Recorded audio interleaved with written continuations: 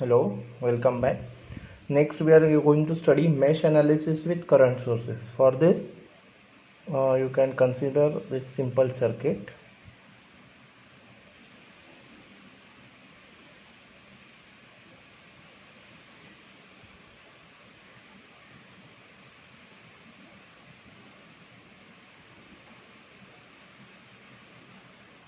Say 5 volts, 2 ohms, 4 ohms, 3 ohms, and a current source of 4 ampere. Now, in this, you can consider two cases. You can say there is a current source and we need to apply KVL. So applying mesh analysis to circuits containing current sources, which may be a dependent current source or an independent current source. By looking at the circuit, it appears to be complicated, but it is very much easy. So let us consider case 1. What you can see in case 1, a current source exists only in one mesh, right? So in this case, my I2 will be straight away minus 4 ampere. So when you have a current source, actually it reduces the number of KVL equations. So I2 is minus 4. So you need to apply KVL only in first mesh.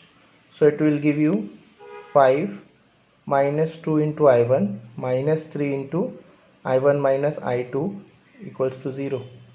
So on solution, you can easily find I1, since you have already got the value of I2 as minus 4. So you can find easily minus 5 I1. So this is minus 4. So it will be minus 12 is equal to minus 5. So minus 5 I1 is equal to 12 minus 5, that is 7. So in this case, your I1 will be minus 7 by 5 ampere. So this is case 1 when the current source is in the one of the branches. Now case 2,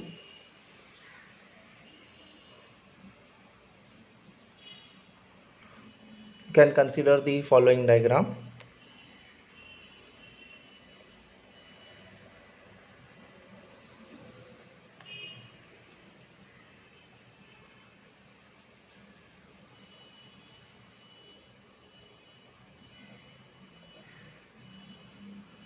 This is the diagram for case 2.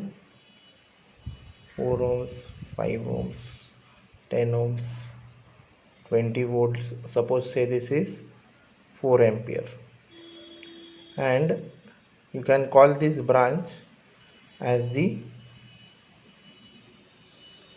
is nothing but the current source which is common to both the meshes. So we call this as a super mesh.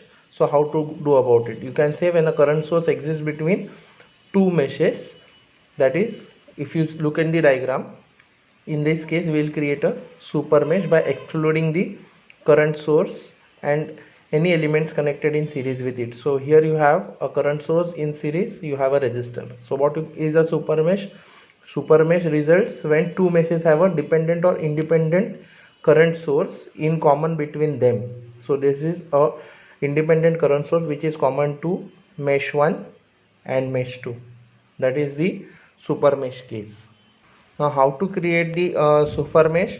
We remove this branch and redraw the circuit. So 5 ohms, 4 ohms, 20 volts, 2 ohms, right? So what we have done, we have created a super mesh as the periphery of the two meshes, and we treat it differently, right? Now why we need to do this? Why we need to treat super mesh differently? Because the mesh analysis applies KVL, which requires that we need to know the voltage across each branch, right?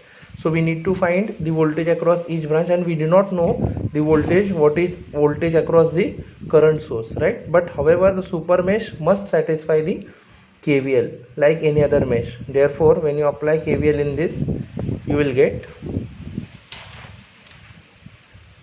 20. Suppose say current assumed is I1 and current assumed over here is I2. So you'll have 20 minus 5 into I1, because current flowing through I1 is current flowing through 5 ohms is I1 and through this is I2. So minus 5 times I1 minus 4 times I2 minus 2 times I2 is equal to 0. So on simplification we'll get minus 5 I1 minus 6 I2 is equal to minus 20. This is equation number 1. Now we apply KCL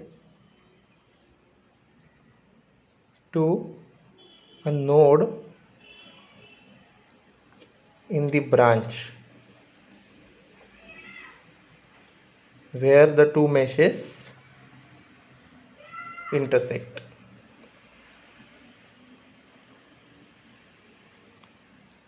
That is, we apply here. So I can say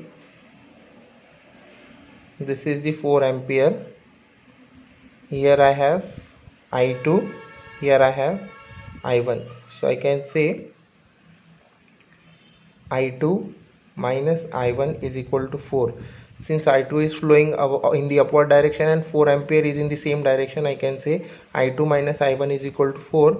This is my equation number 2. Now on solving 1 and 2, you can find I1 and I2. This is how you need to do for the super mesh, or you can say mesh analysis with current sources, right? So current source is in common. Here you can have dependent current source also. So in that case, what will be the diagram? You can say the same diagram. If I am modifying for